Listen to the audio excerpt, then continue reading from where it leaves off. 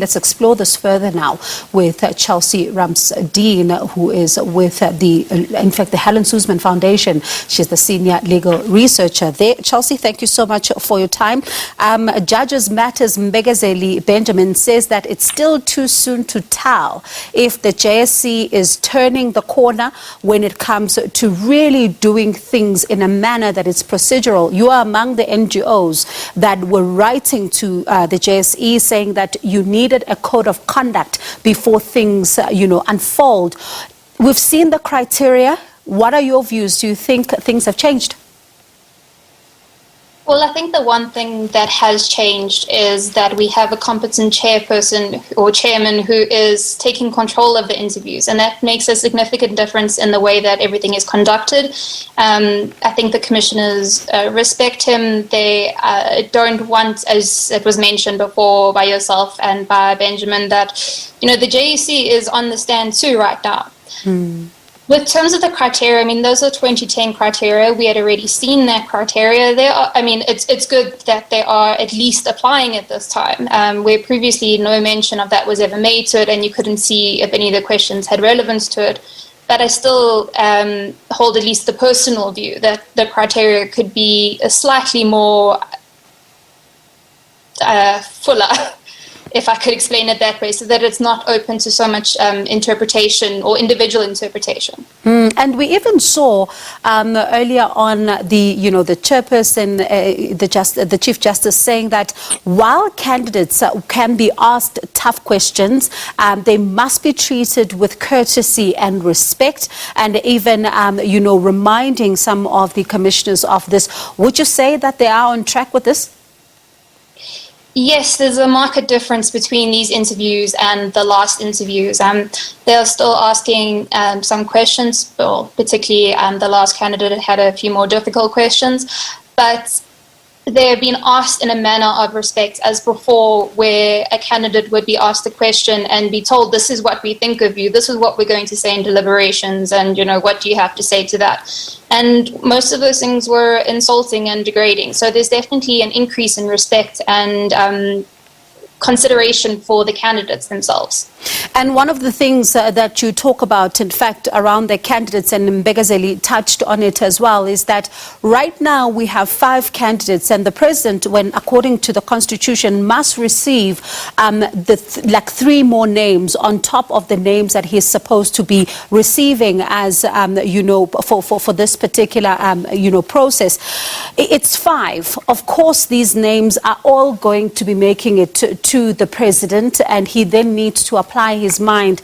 How much of a concern is it for the Helen Suzman Foundation that we only have the 5 that is required and not a pool of candidates coming forward to vie for the apex court positions?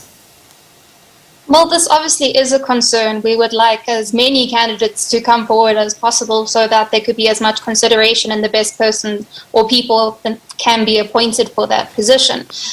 With the 5, the president as well has the power to then request the JSC, if he wasn't happy with the 5, to supplement further names on the list. And he can't request that at this time.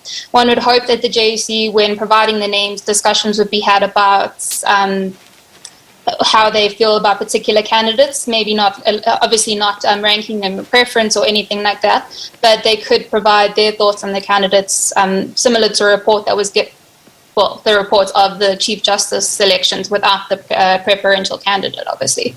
And I'm keen to find out from you, one of the questions that arose was around the quorum for the apex court, and saying that there should be an odd number given the challenge that a split judgment, for example, may have on a litigant. I wonder, do you think that it's time for the apex court to consider an odd number so as to make things slightly easier on that front?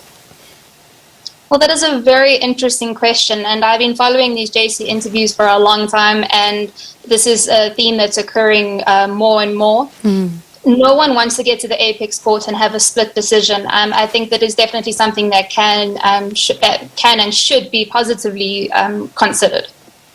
And when we then talk about even another point that appears to be coming back, Chelsea, for quite some time again, is the issue around dissenting judgments. I mean, I was listening to Judge Mahube Mulemela, who says that this is important for the independence of judges to ensure that they are not seen to be, simply agreeing with their colleagues, but they're also putting their minds to some of these particular rulings. I wonder how important is this going to be going forward, and are we seeing enough of such dissenting judgments, would you say? Well, at least in the lower courts, there are quite a number of dissenting judgments, often coming from the SCA or sometimes full benches on the high courts and that. And those are very important. And I know that the Constitutional Court justices would take those into account and appreciate the different views. And it helps them in coming to make up their mind and considering the issues that come before them. When it comes out of the Constitutional Court, it is important as well. Well, that's why it is important to have the majority decision so that everyone feels certain by the end of it. But I do think that dissenting judgments have an important role to play within our judiciary. And some of the themes that even came up during the Chief Justice interviews were around the work of the courts, around issues of transformation, issues of access to justice. And some say that these interviews could be seen as a mirror to some of the challenges that ordinary South Africans are facing. I wonder, when you look at some of the questions that the candidates themselves are having to answer to, how much of that remains just questions and really does not translate into action when we look at some of the daily work of our courts? Well, unfortunately, and it was brought up by one of the candidates, I think it might have been Judge Mulemela, it was that the courts can only listen and decide on matters that are brought before them. And unfortunately, that does mean that there are a lot of people that don't have the means or abilities to access the courts, and especially because the procedures last for a very long amount of time and take a significant amount of resources to see it to fruition. So that would need to, I do think that there needs to be better access to justice.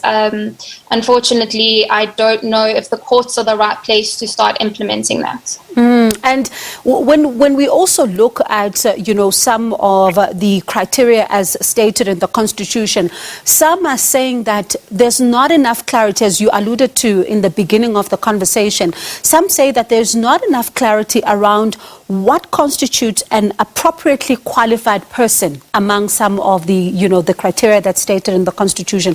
Would you agree with those who say that it's still a bit vague and it needs to go further enough to really clarify as to who needs to be in the hot seat? Definitely, both even in terms of fit and proper, though it is probably more defined, it can still be vague. But appropriate person, appropriately qualified, what does appropriately mean? Does it mean their experience, their skills, their knowledge, their education? All these things are left open, and there is a vast amount of literature on what merit means, what your appropriate person means. And it definitely comes down to an individual's view or understanding of the matter. And if it was clearer, there would be more consensus, at least in terms of what they would be looking for in those positions. I asked this question to Mbegazeli Benjamin last night to say that given, some of what we've seen happen around the JSC, we saw those Chief Justice interviews that had to be redone because, there were some serious legal issues there. I wonder how concerned are you as the Helen Suzman Foundation that we may find ourselves back in the courts and having to redo some of these, these interviews, or are you confident that this process may just be tight as much as it needs to be? Well, as Benjamin mentioned earlier this evening, the process has definitely taken on a more positive approach, and obviously none of us want to go to court to have to redo any of these interviews, and that it just brings the judiciary itself as well as the JSC into disrepute, and that is not helpful at all. It's positive at the moment, but we do have to wait and see how the rest of the week goes. But for the meantime, I think there's been some much needed changes that have been made.